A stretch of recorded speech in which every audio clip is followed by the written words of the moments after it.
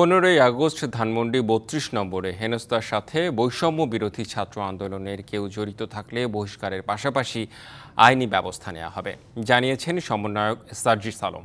তার দাবি, ছদ্মবেশে ধানমন্ডি ৩২ নম্বরে বিতর্কিত কাজ করতে পারে ছাত্রলীগ, যুবলীগ।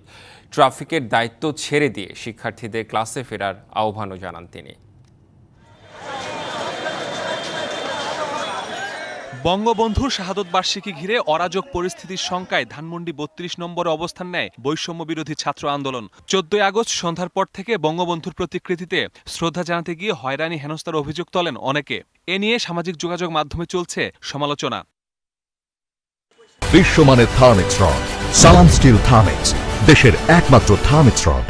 শুক্রবার ঢাকা বিশ্ববিদ্যালয়ের ২১শে হলে সংবাদ সম্মেলনে এ বিষয়ে নিজেদের অবস্থান পরিষ্কার করেন বৈষম্য বিরোধী ছাত্র আন্দোলনের সমন্বয়ক সার্জিস আলম। জানান, ধানমন্ডি ৩২ নম্বরে যা ঘটেছে তা অনাকাঙ্ক্ষিত।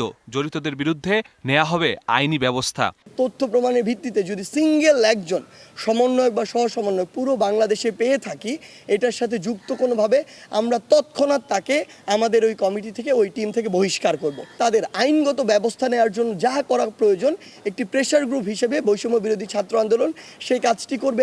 তিনি জানান, 15ই আগস্ট রাষ্ট্রীয়ভাবে পালন চায় না বৈষম্য বিরোধী ছাত্র আন্দোলন, তবে ব্যক্তিগতভাবে পালনে বাধা ফেসিবাদের শামিল। আমরা মনে করি না যে এই রাষ্ট্রীয় শক্তি তারা যেভাবে পালন করছে এটি হওয়া উচিত, কিন্তু তারা যদি ব্যক্তিগত জায়গা থেকে যতটুকু পালন করতে চায় ওইটুকুতে ন্যূনতম রেসপেক্ট আমাদের শো করা উচিত। আমাদের অবস্থানটি হচ্ছে এটি। শিক্ষা প্রতিষ্ঠান খুলে দেয়, ট্রাফিকের দায়িত্ব ছেড়ে শিক্ষার্থীদের ক্লাসে ফেরার আহ্বান জানান সার্জিস। হোটেল সহ বিভিন্ন প্রতিষ্ঠানে অভিযান থেকে বিরত থাকার আহ্বানও তার। আইনশৃঙ্খলা রক্ষাকারী বাহিনীর টিম আসবে, তাদেরকে তাদের দায়িত্বটি বুঝে দিয়ে ছাত্র সমাজকে সেখানে সরে যেতে হবে। Masudur Rahman, DBC news, Dhaka.